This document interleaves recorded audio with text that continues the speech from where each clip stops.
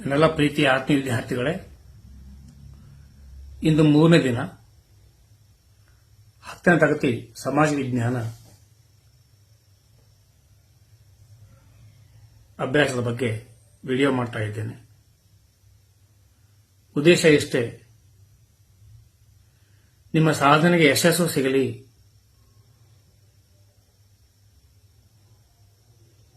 ಎಂಬುದು ನನ್ನ ಮೂಲ ಆಶಯ. ಆತ್ಮೀಯ ಪೋಷಕರೇ, ಮಕ್ಕಳಿಗೆ ಇದು ಓದುವ ಸಂದರ್ಭ, ಇದನ್ನು ಅವರಿಗೆ ಒದಗಿಸಿಕೊಡಿ. ಯಾವಾಗ ನಿಮಗೆ ಕೆಲಸ ಇರ್ತವೆ, ಕೆಲಸ ಇಲ್ಲ ಅಂತಲ್ಲ, ಒಂದಿಷ್ಟು ಬಿಡುವು ಮಾಡಿಕೊಡಿ. ಪಕ್ವ ಕಾಲ, ಮಾಗುವ ಕಾಲ, ಈ ಕಾಲದಲ್ಲಿ ಅವರು ಅಭ್ಯಾಸ ಮಾಡಿದ್ರೆ ಅಭ್ಯಾಸ ಮಾಡಿದ ಹಾಗೆ. ಯಾಕೆಂದ್ರೆ ಓದು ಹಂಬಲ ಇದೆ, ಓದಿಕೊಳ್ಳಿ, ಸಾಧಿಸಿಕೊಳ್ಳಿ. ಮುಂದಿನ ಯಶಸ್ಸು ನಿಮಗೆ ಕಾದಿರುತ್ತದೆ. ನಾನೇನೇ ನಿಮಗೆ ಹೇಳಿದ್ದೆ ಏನಂದ್ರೆ, ಸಾಮಾಜಿಕ ಧಾರ್ಮಿಕ ಸುಧಾರಣಾ ಚಳವಳಿಗಳ ಬಗ್ಗೆ ಹೇಳ್ತೇನೆ. ಸಾಮಾಜಿಕ ಧಾರ್ಮಿಕ ಸುಧಾರಣಾ ಚಳವಳಿಗಳು ಅಂದ್ರೆ ಏನು? 15-16 ಶತಮಾನದಲ್ಲಿ ಬ್ರಿಟಿಷ್ ನಮ್ಮನ್ನು ಆಳ್ವಿಕೆ ಮಾಡಲಿಕ್ಕೆ ಬಂದಾಗ ನಮ್ಮ ಸಮಾಜದಲ್ಲಿ ಅವರಿಗೆ ಅನೇಕ ಮೂಢನಂಬಿಕೆಗಳು ಕಂಡು ಬಂದವು. ಅವುಗಳು ಏನು ಎತ್ತ ಅಂತಂದೇಳಿ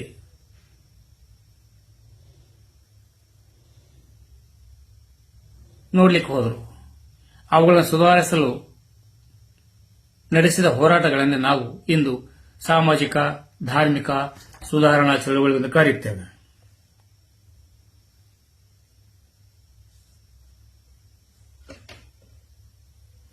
ಹಂಗ ಆರ್ಯ ಸಮಾಜ ಸ್ಥಾಪಕರು ಯಾರು?